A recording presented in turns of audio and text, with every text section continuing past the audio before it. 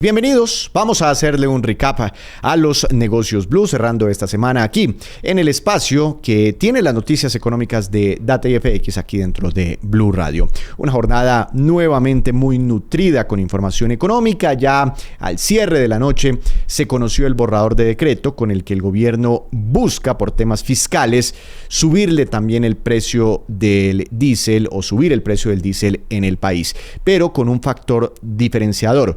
Solo para vehículos particulares que funcionen a diésel. Los vehículos de transporte público no serán cobijados por esta medida. La idea es subir el precio del diésel según este borrador de decreto que está para comentarios desde el nivel actual, que es de unos 10,000 pesos por galón, a paridad internacional, más de 14,000, 15,000 pesos por galón solo para ese grupo de vehículos. Sin embargo, este borrador de decreto no se va a implementar en absolutamente todo el país. Arrancarán por las primeras zonas de Colombia, las zonas más pobladas, las principales ciudades, y tampoco especifica este borrador de decreto cómo en la práctica se podrá hacer esa diferenciación para que un vehículo llegue a una estación de combustibles y le digan: allí tanquea usted si es privado, si es una camioneta 4x4 por ejemplo, con un precio diferente,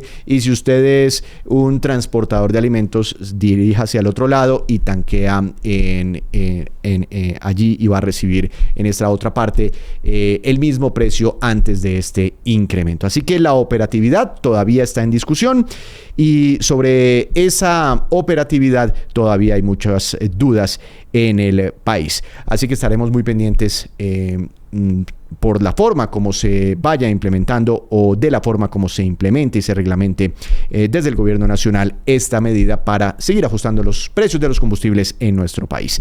Pero esta noche estaremos hablando también de calificadoras de riesgo, de empresas, de reactivación económica, noticias sobre mineros, sobre el grupo Argos, en fin, muchas noticias que hemos preparado para ustedes. Bienvenidos. En Recap, indicadores económicos. Arrancamos con las cifras económicas de esta jornada, cerrando esta semana, viernes 18 de julio. Datos, cifras que nos cuenta Dari Belandia. Víctor, la carga de café bajó y se comprará mañana en promedio a 2.422.000 pesos. El petróleo europeo tipo Brent bajó a $69,28 y el estadounidense WTI también bajó y se ubicó en $67,34 por barril. La tasa representativa del mercado que regirá mañana cayó a $4,000.61 y el Bitcoin bajó 1,6% y se ubicó en $117,779. Iniciamos este resumen de noticias hablando sobre la calificadora Fitch Ratings, que dentro de las 3 calificadoras más grandes del mundo, más importantes, es la única que no ha tomado una decisión sobre la calificación crediticia de Colombia después de ser publicado el marco fiscal de mediano plazo hace unas semanas. Ya lo hicieron Moody's, ya lo hicieron Standard & Poor's. Falta que tome algún tipo de decisión Fitch Ratings sobre la nota crediticia de nuestro país. Sin embargo, hoy hubo un pronunciamiento de esta calificadora de riesgo que dice que ese plan de ajuste del gobierno nacional propuesto en ese marco fiscal, que incluye levantar la regla fiscal, incluye una reforma tributaria, es poco probable, es muy difícil de implementarlo. Es lo que dice Fitch Ratings. ¿Qué más anuncia Natalie? En su más reciente informe sobre economías emergentes para el tercer trimestre de 2025, Fitch Ratings advirtió que la calificación soberana de Colombia sigue bajo presión debido al deterioro institucional, desafíos fiscales y un crecimiento económico débil. Aunque mantiene la nota en W+, con perspectiva estable, la agencia señaló que persisten dudas sobre la sostenibilidad fiscal y que decisiones como la suspensión temporal de la regla fiscal afectaron la credibilidad del país. Si bien reconoce fortalezas como la trayectoria de políticas macroeconómicas prudentes, Fitch alertó que la falta de reformas estructurales en ingresos y gasto público podría reactivar riesgos de una rebaja en la calificación. También dice que es poco probable que el Congreso de la República, acercándose ya a las elecciones, pues apruebe una nueva reforma tributaria.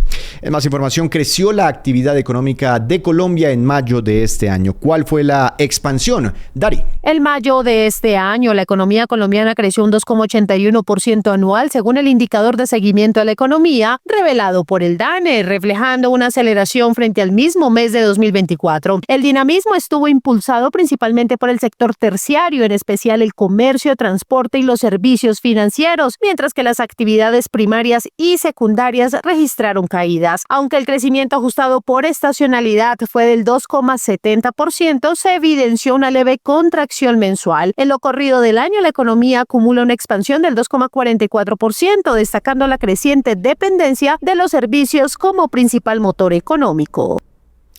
Tras varias OPA consecutivas por la compañía productora de oro en Colombia Mineros, ahora la empresa como tal Mineros, anuncia un programa de readquisición de sus propias acciones. ¿Cuánto podría sumar este programa de recompra, Camilo? Mineros anunció la implementación de un programa de recompra de acciones ordinarias en el mercado público colombiano por hasta $12 millones, autorizado por su junta directiva y la asamblea de accionistas. Las compras se harán a través de la Bolsa de Valores de Colombia en un plazo de hasta 2 años bajo condiciones equitativas para los accionistas. La compañía afirmó que este plan busca generar valor. La noticia se da tras el cierre de una OPA por parte de Sun Valley, que aumentó su participación en Mineros del 57,42% al 65,38%, consolidándose como accionista mayoritario. $12 millones, hasta $12 millones.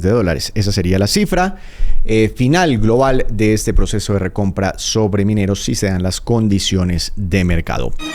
Las movidas empresariales, las divisas y la economía. Todo en el mundo de los negocios en Recap Blue.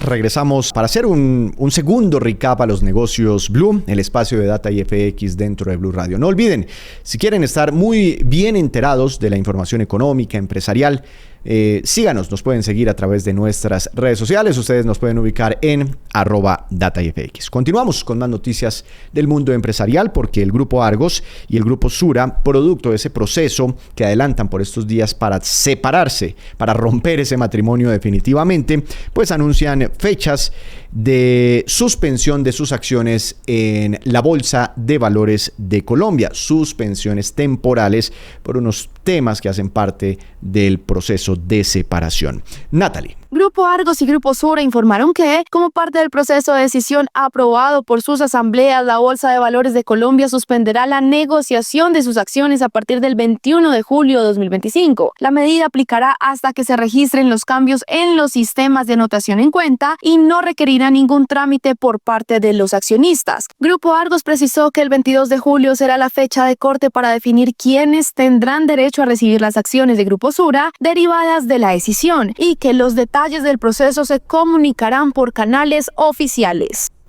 En más información, se reactivarán las exportaciones de energía generada a partir de las plantas hidroeléctricas en Colombia. Dale. El Ministerio de Minas y Energía informó que Colombia superó la sequía más intensa registrada en su sector eléctrico, con niveles de embalses por debajo del 28%. Durante esta emergencia, el gobierno restringió las exportaciones de energía hidroeléctrica para priorizar la demanda interna, permitiendo solo el uso de plantas térmicas para ventas externas. Esta medida, adoptada desde octubre de 2023, también permitió apoyar a Ecuador. Así las cosas, desde el gobierno anunciaron que con la recuperación de los embalses por encima del 82%, se reactivan las exportaciones hidroeléctricas. En más información, vuelve el tren y entra en operación un nuevo servicio para pasajeros en el departamento de Boyacá. María Fernanda Rojas, ministra de Transporte. Estamos activando en varios puntos esta posibilidad de mover pasajeros, de tener trenes turísticos como el de ahorita Duitama-Sogamoso en funcionamiento. En eso Boyacá creo que tiene ahí como unas ventajas, incluso está desarrollando una industrialización, una reindustrialización importante. Y hemos trabajado también en el mantenimiento y la operación de Bogotá-Belencito, Dorada-Chiriguaná.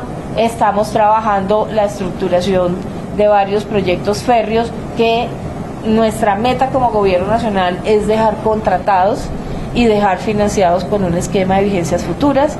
Más información relacionada ahora con el paro arrocero que hemos venido desarrollando durante todo el día aquí en Blue Radio.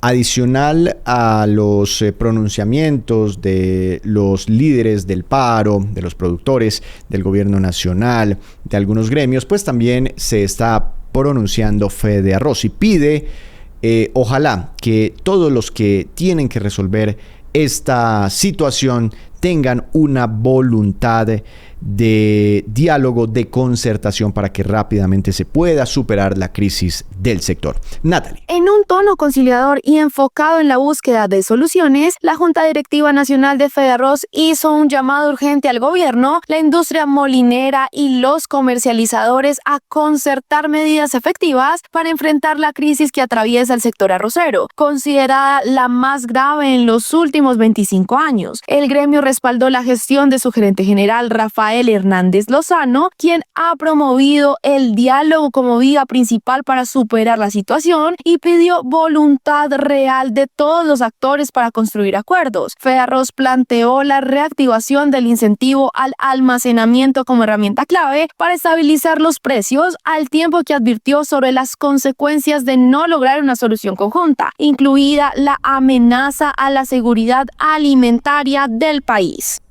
En noticias internacionales, Netflix reportó ingresos y beneficios, utilidades récord en el segundo trimestre de este año. Camilo. Netflix sorprendió en el segundo trimestre de 2025 al registrar ingresos récord de $11.080 millones, lo que representó un aumento interanual del 16%, junto con un beneficio neto de $3.100 millones, superando ampliamente las expectativas del mercado. El desempeño fue impulsado por el éxito de producciones como la tercera temporada del Juego de Calamar, entre otras, que registraron altas cifras de visualización. Además, la compañía elevó su proyección de ingresos anuales a un rango de entre $44.800 y $45.200 millones, manteniendo una estimación de margen operativo cercana al 31%.